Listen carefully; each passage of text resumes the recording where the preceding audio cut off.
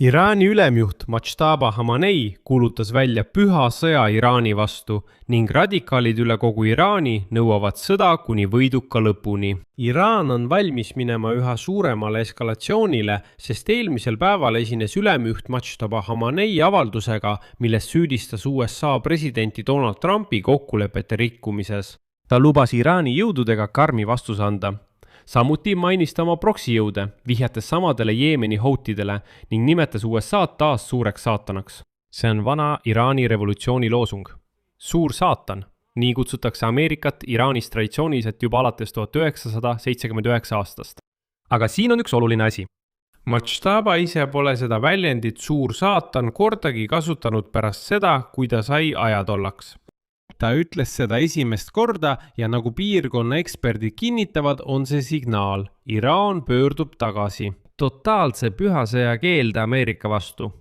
Kuid selle kõlava uudise taga peitub palju kummalisem ja muret tekitavam lugu. Asi on selles, et inimest, kes väidetavalt kuulutas välja selle pühasõja, pole keegi elusana näinud juba peaaegu 5 kuud. Ja Iraanis küsitakse üha valjemini, kas ta on üldse elus? Kus ta on? Ja kui ta on elus, kas ta teeb ise otsuseid? Või teevad kõik otsused tema eest hoopis teised inimesed? Selles saates käsitlen 2 võtmeküsimust. Esimene, kui kaugele on Iraan valmis eskalatsiooniga minema? Kas see on bluff või on ta tõesti valmis minema lõpuni välja pühasõja raames? Ja teine, kõige huvitavam küsimus, kes siis tegelikult Iraanis otsuseid langetab, kui ülim juht on nähtamatu? Ja siin tulid välja väga huvitavad üksikasjad. Minu nimi on Aleksei Bitši, uurime seda teemat koos. Aga enne kui alustame, palun tellige see kanal. Me liigume 300 000 tellija poole. Seetõttu olen tänulik just teie tellimuse eest. Niisiis räägime kõigest järjekorras. Eile esines Iraani kõrgeim juht Mahmoud Mojtaba Khamenei sõjakate avaldustega, süüdistades USA presidenti Trumpi Ameerika-Iraani kokkuleppe rikkumises. Ja lubas, et Iraan ja tema toetatud jõud vastavad karmilt, kui sõjategevus veelgi eskaleerub.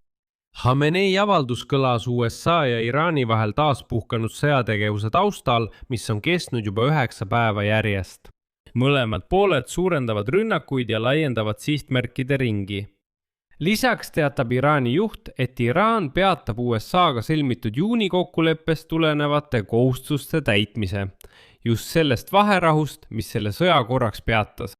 Mahmoud Mojtaba Khamenei teatas kirjalikus avalduses, et Donald Trumpi allkiri sellel vaherahu kokkuleppel, tsiteerin, ei maksa midagi ega ole usaldusväärne.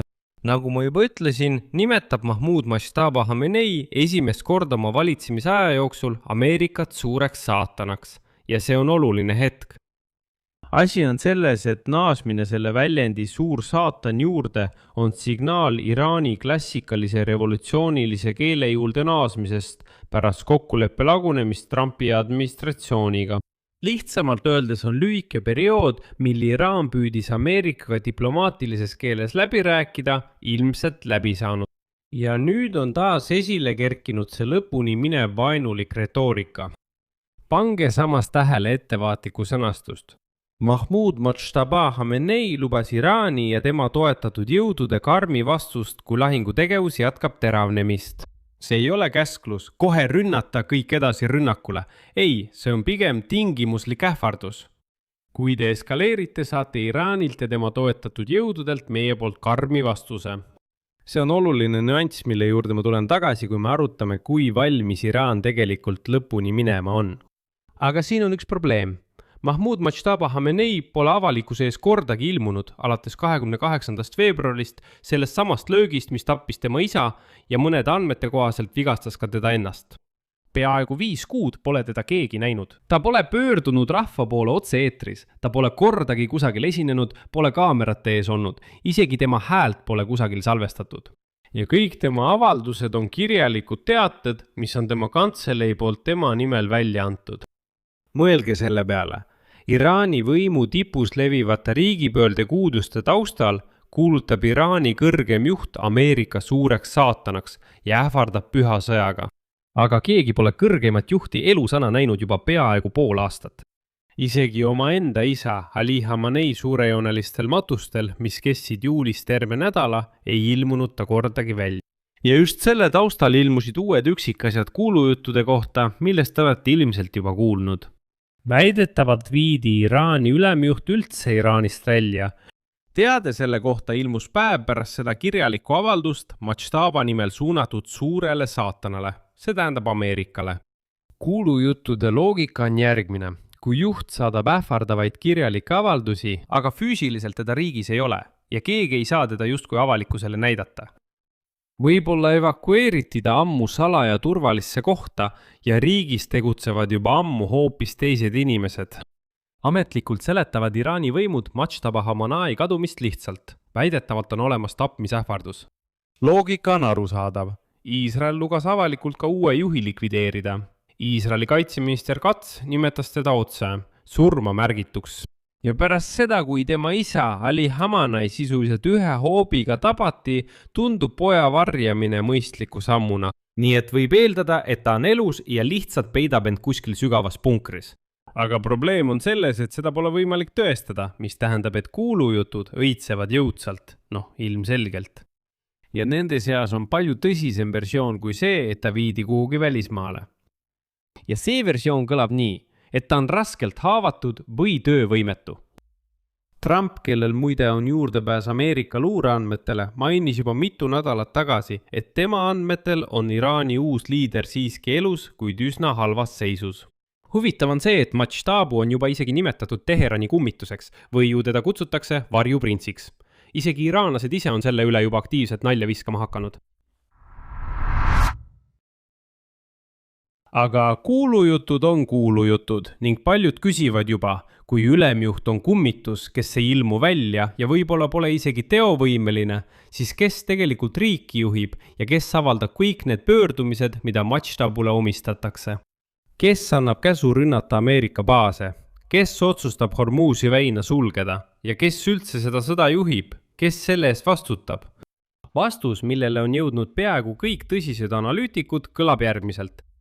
Praegu ei juhi Iraani vaimne juht, ei mitte ajatolla, vaid sõjavägi.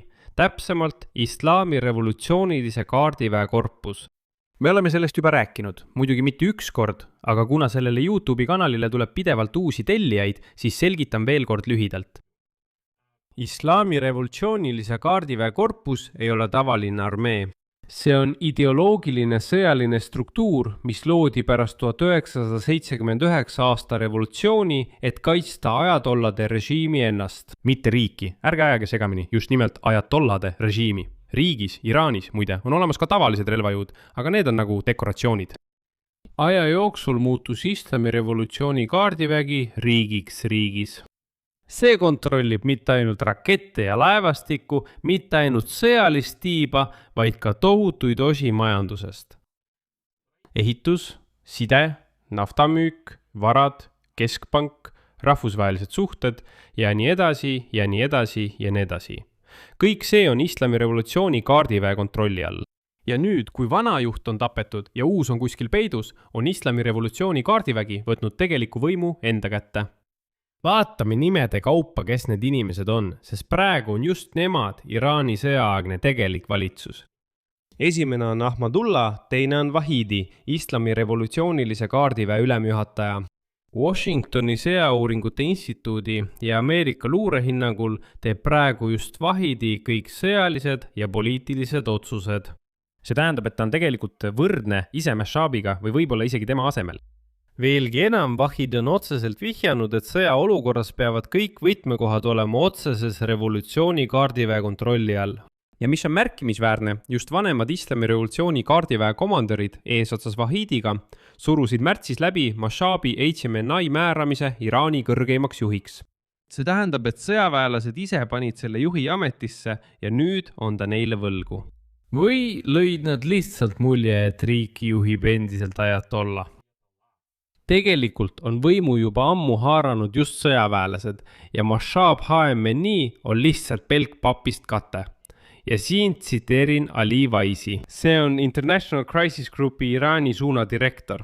See on inimene, kellel on ulatuslikud kontaktid just Iraani sees. Ja tema ütleb järgmist, tsiteerin. Mojtaba Khamenei pole tegelik ülemjuht. Ta võib olla juht nime poolest, kuid ta ei ole kõikvõimas, nagu oli tema isa. Mojtaba allub otse revolutsiooni kaardiväele, mitte vastupidi, sest ta on neile oma ametikoha eest võlgu ja kogu süsteemi ellujäämine sõltub neist. Juht on sõjaväelastele võlgu, mis tähendab, et juht sõltub sõjaväelastest. Teine võtmeisik on Mohammad Bagher Salgadr. Ta on kõrgema riikliku julgeoleku nõukogu sekretär. See on peamine organ, kus tehakse otsuseid kaitse, luure ja välispoliitika kohta. Salgadr kuulub samuti Islami revolutsiooni valvurite korpuse vanasse kaardiväkke, olles endine kõigi valvurite karmkomandör. Ja ta asus sellele ametikohale märtsis pärast seda, kui tema eelkäija Ali Larijani tapeti 17. märtsil õhulöögiga. Salgadr on institutsionaalne koordinaator, see tähendab inimene, kes koondab kõik otsused ühte kohta. Ja ta on ka sõjalise, mitte tsiviilvõimu esindaja. Ja nüüd kõige ilmekam osa. Kus on selles kogu konstruktsioonis tsiviilpoliitikud, keda me oleme harjunud pidama Iraani võimuks? No näiteks president, välisminister või Iraani parlamendi juht. Nad ju kõikjal, just kui rahvusvahelisel areenil esitlevad end Iraani tegeliku võimuna. Aga tegelikult on nad kõik kõrvale tõrjutud. Iraani president Masoud Pezeshkian on analüütikute andmetel sisuliselt võtnuotsustest kõrvale jäetud. Ta ei tee riigis üldse mingeid otsuseid. Välisminister Abbas Araghchi ja parlamendi spiiker Mohammad Bagher Ghalibaf, kes muide pidasid läbirääkimisi ameeriklastega, ei saa teha ühtegi otsust ilma Islami revolutsiooni kaardiväe korpuse heaks kiiduta. See tähendab, et diplomaadid võivad midagi välja pakkuda, aga sõjaväelased kas lubavad või keelavad selle. See tähendab, et tegelik võim on mundrikandjate, mitte poliitikute käes. Sellega seletatakse Iraani raevukat soovi sõdimist jätkata. Aga siin tekibki see lõhe või see sama lõhenemine süsteemi sees, millest me rääkisime ühes varasemas saates. Iraani sees käib varjatud võitlus. Ühelt poolt on need, kes tahtsid USA-ga kokkuleppele jõuda. Need on läbirääkijad Araghchi, Ghalibaf ja president Pezeshkian. Seda me juba arutasime. Nemad suutsid omalt poolt tõepoolest saavutada vaherahu. Nad saavutasid isegi osa Ameerika sanktsioonide tühistamise. Aga teiselt poolt on meil radikaalid, kõige tulisemad islami revolutsiooni pooldajad, kes peavad igasugust kokkulepet Ameerikaga reetmiseks ja sõda pühaks, sest nemad ju võitlevad suure saatana vastu. Muide, kui te ei teadnud, siis väike saatan on Iisrael. Radikaalid süüdistavad praegu läbirääkijaid selles, et nad, sõlmides kokkuleppe Washingtoniga, korraldasid pehme riigipöörde Iraani islami vabariigi vastu. Nende loogika on järgmine. Selle asemel, et kätte maksta tapetud juhi Ali Khamenei eest, need inimesed kapituleerusid. Ja nad tegid seda uue juhi Mojtaba Khamenei tahtevastaselt. Väidetavalt Mojtaba seda ei soovinud, nemad läksid tema vastu ja leppisid millegi üle ameeriklastega kokku. Kuna Mojtaba on nähtamatu ega saa oma tahet kinnitada ega ümber lükata, tõlgendab iga pool tema tahet omamoodi. Lõpuks süüdistab üks fraktsioon režiimi sees otse teist võimu haaramises. Ja kui Mojtaba, olgem ausad, kui Mojtaba oleks teovõimeline, kas ta ei oleks siis kogu selles olukorras selgust loonud, kas ta ei oleks lõpetanud vaenu? Kas ta ei oleks siis välja tulnud ja selgitanud? Vaadake, siin on poliitikud, nemad vastutavad selle võimu osa eest. Siin on sõjaväelased, nemad vastutavad selle eest. Sõda me peame sellepärast ja nii edasi ja nii edasi. Aga Mojtaba ei tee seda. Nüüd proovime vastata küsimusele, kas Iraan tõesti läheb lõpuni välja või on need lihtsalt Mojtaba kõlavad sõnad. Siin tuleb mõista loogikat, mida eksperdid nimetavad eskalatsiooniks deeskalatsiooni nimel. Näiteks selgitab seda Sanam Vakil, kes on mõttekoja Chatham House'i Lähis-Ida programmi direktor. Iraan mängib tuttavat stsenaariumi, teravdab olukorda, et siis jõupositsioonid saavutada pingelõdvendust. See tähendab, et löökide ja valjude avalduste eesmärk ei ole totaalne hävitussõda, vaid maksimaalse surve tekitamine, et hiljem paremaid tingimusi välja kaubelda. Ja seda kinnitab ka Iraani enda käitumine. Vaadake, Iraan ründab Ameerika baasi piirkonnas, sulgeb Hormuzi väina, ründab naaberriikide soolavee magestamise jaamu, kuid teeb seda kõike mõõdukalt. Ta laiendab geograafiat, kuid väldib seda ühte sammu, mis kindlalt tõmbaks USA konflikti ja suurt massiivset sissetungi.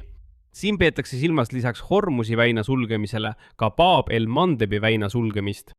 Isegi Mačtabi avalduses on karmile vastusele seatud tingimus. Ta ütleb, kui eskalatsioon jätkub, siis me lööme nii, et kõik saavad seda rängalt tunda. See tähendab, et see jätab läbirääkimiste ukse siiski poolavatuks. Aga siin peitubki peamine oht. See kalkuleeritud loogika töötab ainult seni, kuni üleval on keegi, kes hoiab kätt piduril ja suudab sõjamasina õigel ajal peatada. Aga mis meil on? Iraani kõrgem juht on justkui kummitus. Läbirääkijad USA-ga on diskrediteeritud, neid süüdistati reetmises.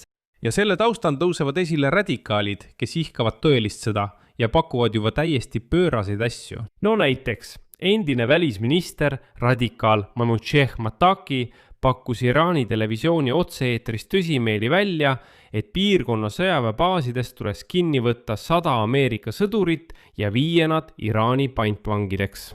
Ta ütleb, vaadake, Hamas tungis Iisraeli, võttis pantvange ja siis justkui kauples, et neid vahetada. Teeme sama, võtame ameeriklased kinni ja esitame siis nõudmisi, et neid pantvangist vabastada.